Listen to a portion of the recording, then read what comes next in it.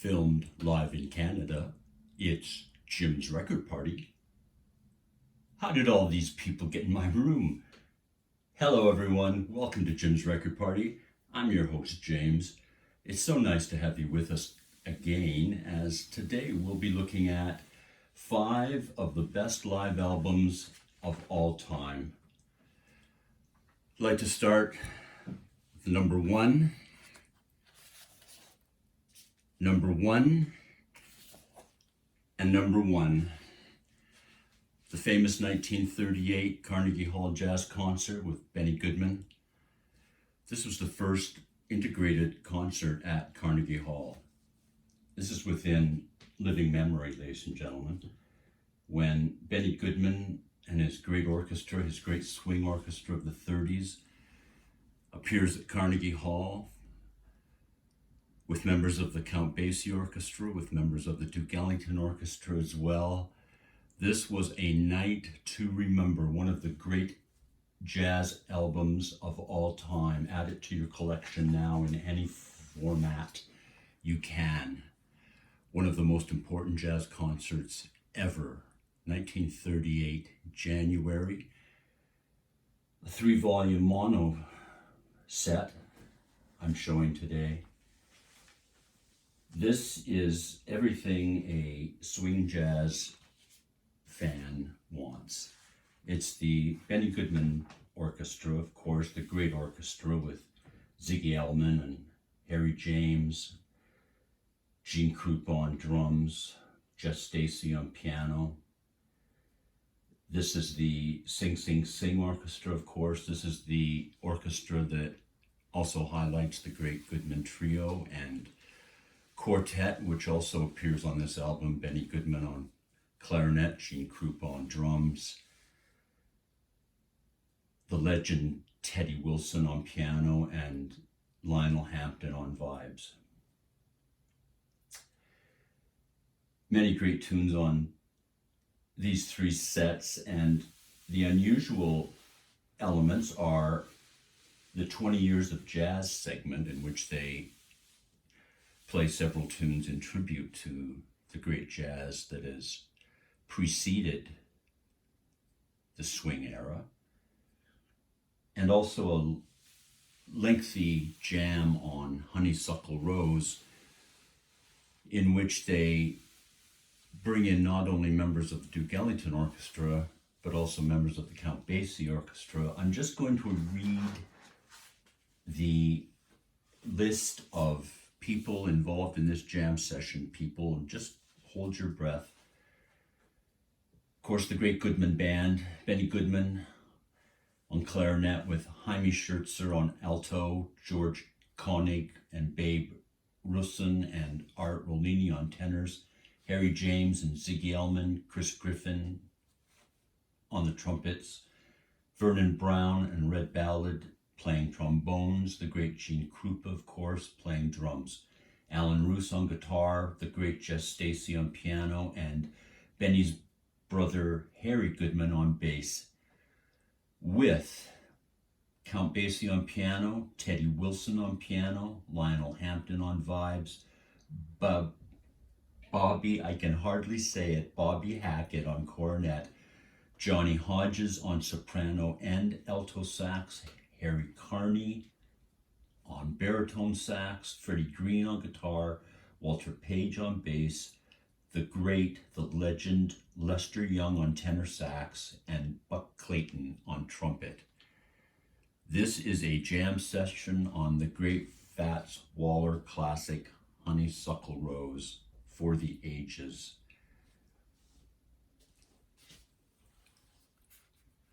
Our second featured disc today is POCO's live album, Deliverin'. I think this is their 3rd album, if I'm not mistaken, ladies and gentlemen. And this is from 1970. We go back a bit again for this one, recorded in September of 1970. Not released until January of the following year, and interestingly, Jim Messina quits the band in October 1970 before this album is released. This is POCO's greatest album. Unusually, for a group's live output to be considered their best, and I have no compunction in saying whatsoever, this is POCO's absolute zenith, ladies and gentlemen. Richie Furry on guitar, Timothy B. Schmidt is here on bass, Jim Messina on guitars, the great Rusty Young on pedal steel, with George Grantham on drums. This album smokes. You can see how well played it is. This is from new, ladies and gentlemen.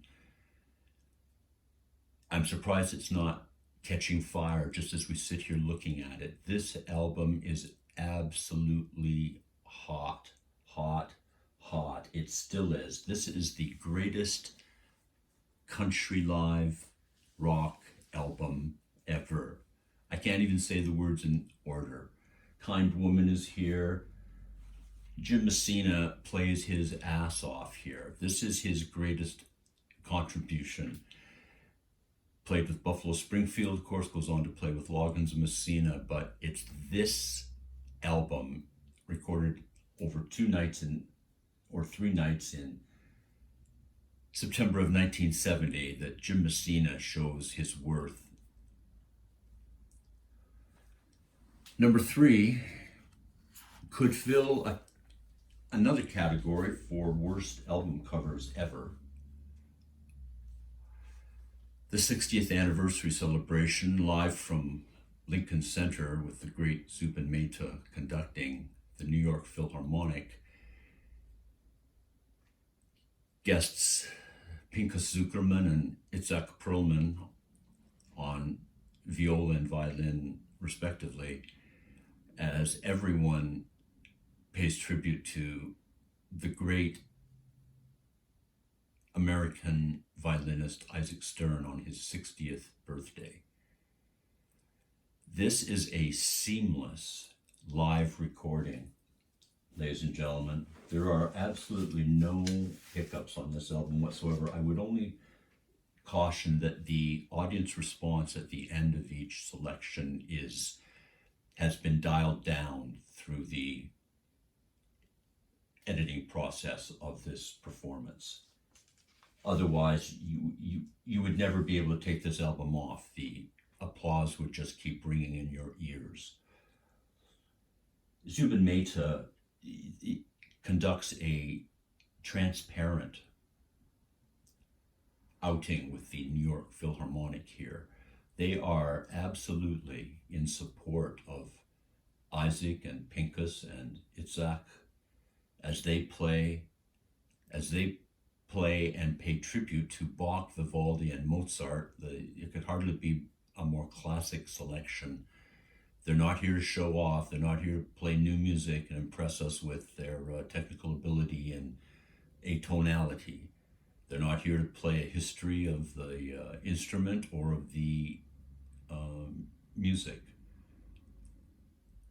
They're playing their best. Pinchas and Issac are absolutely there for Isaac. There's no question at all when you hear this.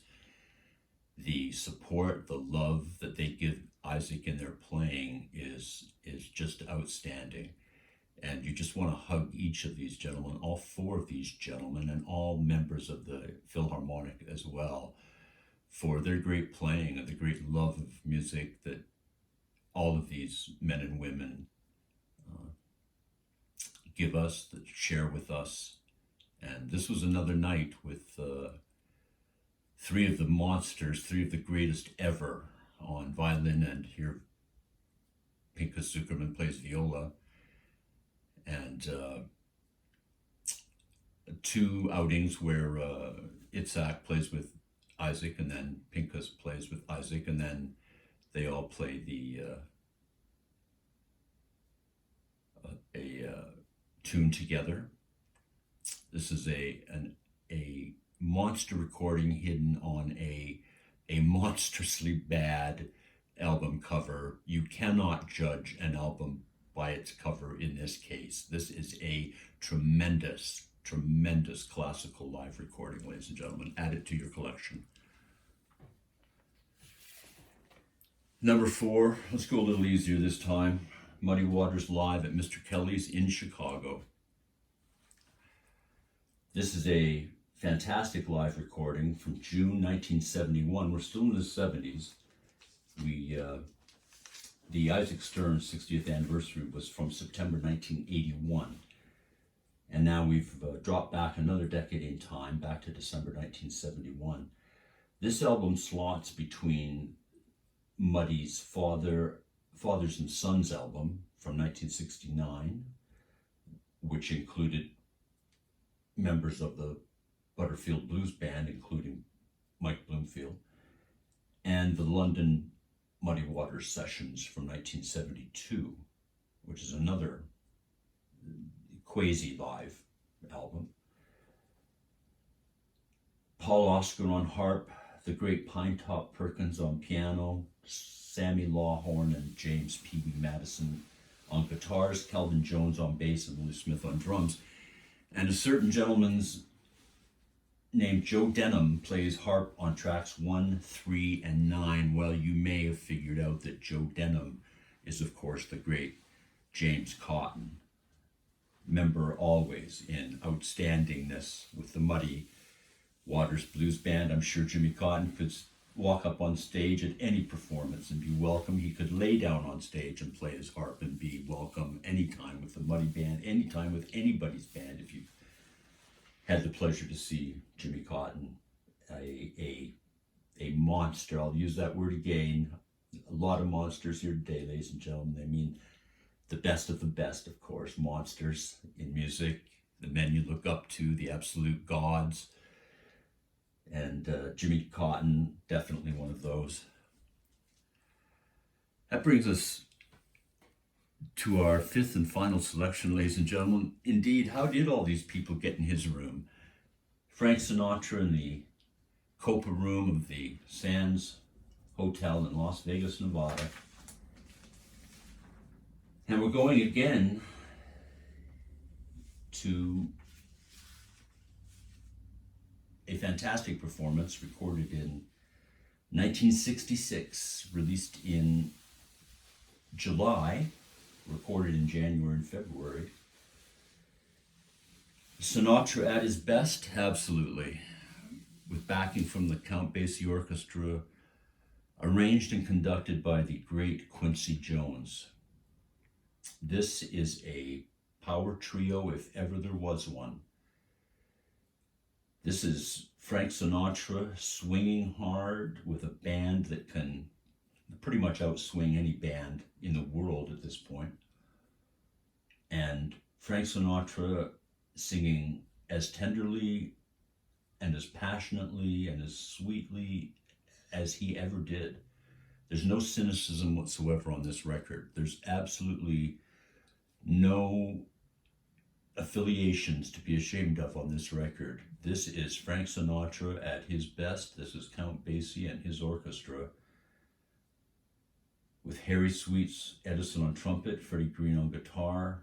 Freddie Green and Count Basie both appear on the 1938 Benny Goodman Carnegie Hall concert, ladies and gentlemen. And here they are almost 30 years later, playing in Vegas, backing up the great Frank Sinatra.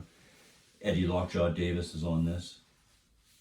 This is tune after tune after tune. 2 albums, ladies and gentlemen, 4 sides of You Are There in a most reverential setting.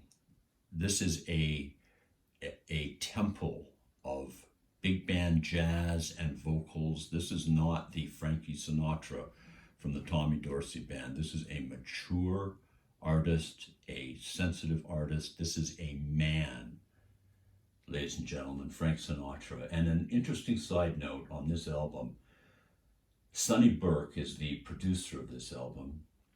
His sister, Rhoda Burke Andrews, was the mother of Punch Andrews, who was the longtime manager of Bob Seger.